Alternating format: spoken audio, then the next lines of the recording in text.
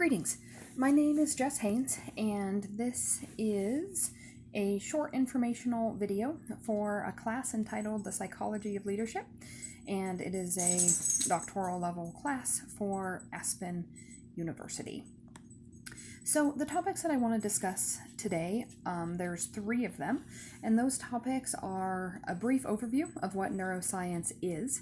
The second topic is how neuroscience relates to leadership. And the third topic is how it could benefit my particular work setting. So these are the 3 topics I want to cover briefly for you today. So to begin with, in a nutshell, neuroscience is the study of, or it's the intersection where the human brain, or our ability to now study and understand the human brain, intersects with function, intersects with form, intersects with the actual doing or experiencing of the things. Whereas in past times, we had to do a lot of guesswork as to what was actually impacting the brain, how the brain was actually responding to certain stimulus, etc. Now, using PET scans, using functional MRIs, we have the ability to actually see how the brain is responding, actually see what portion of the brain lights up during certain times, see how humans respond when they're exposed to different types of stimulus or different types of experiences. And so neuroscience is exactly that, the study of how the brain responds, and not how the brain responds. It can be used in many different ways, but for our purpose, particularly how the brain responds to emotional stimulus, how it responds to mental stimulus, how it responds to changes in the environment, or changes that are introduced. And neuroscience is emerging because we're just touching the tip of the iceberg. We're just learning what the brain actually does. We're just learning how much we can know. We're just developing newer medical equipment that can properly analyze and evaluate these elements. Because different pieces of medical equipment gives us better insight and better understanding into different parts of the brain and how it's responding. So perhaps an EEG, which measures the brain waves, allows us to understand how the brain waves speed up, how they slow down. This is something that's been used when researching different forms of counseling methods, like EMDR, things along those lines. Or maybe the functional MRI, we're seeing what part of the brain lights up. So if the part of the brain that controls fight or flight is lighting up when the person is exposed to information about a change that is occurring, that can be very educational, because then we understand that when a person is presented with a potential change, their brain is responding the same way as someone who's being chased by a tiger in years past. So that level of understanding gives us great insight into how the brain functions. But there's still a lot we don't know. There's still a lot we can't pinpoint, like exactly what part of the brain accomplishes certain emotions or certain stimuluses. We know the general area, but we don't know the precise cell, and so forth and so on. So there is still much that we can learn. There's also a lot that we're still learning about how the brain restructures itself so that it can continue to function, say, after a head injury, or after some other type of injury or assault, whether it be introduction of some sort of chemical in a drug overdose or something along those lines. And as we learn these things, it allows us to shift how we interact with others in a way that is scientific in nature, and we don't just have to rely upon people's stated response.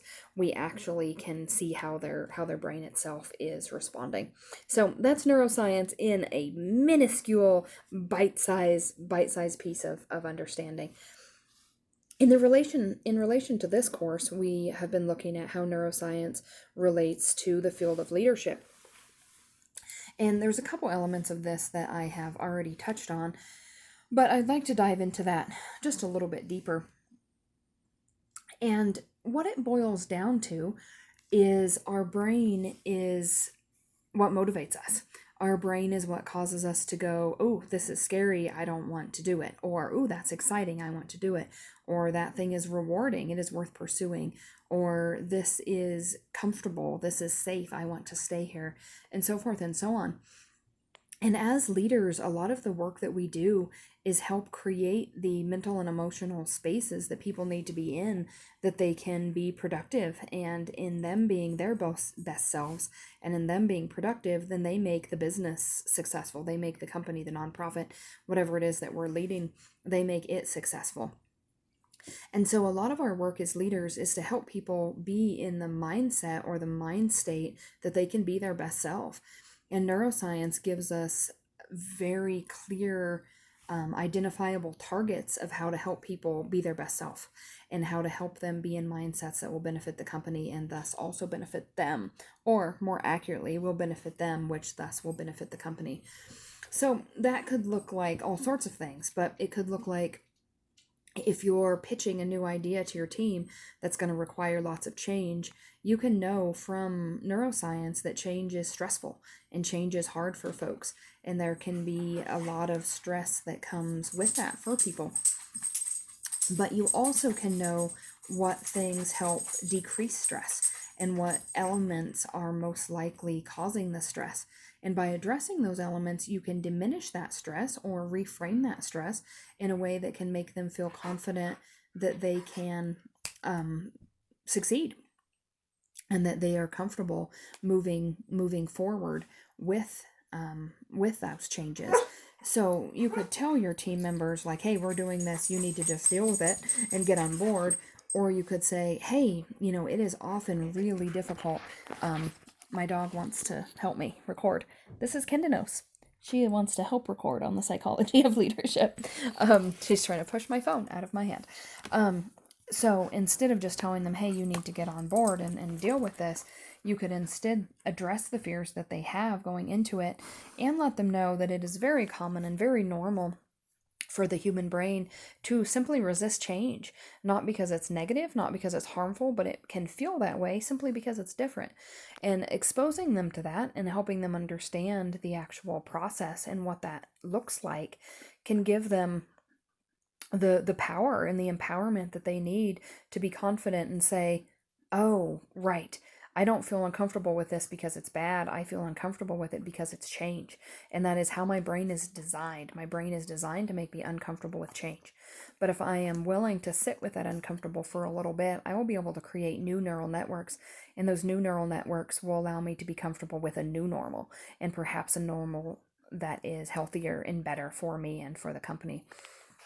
And so that's just one example, but how we can actively use neuroscience in leadership to increase our productivity, increase our knowledge of what works well and what actually enables people to be healthy team members and healthy leaders inside of our teams. When I look at this directly for myself, the work setting that I am in is a private practice counseling type setting.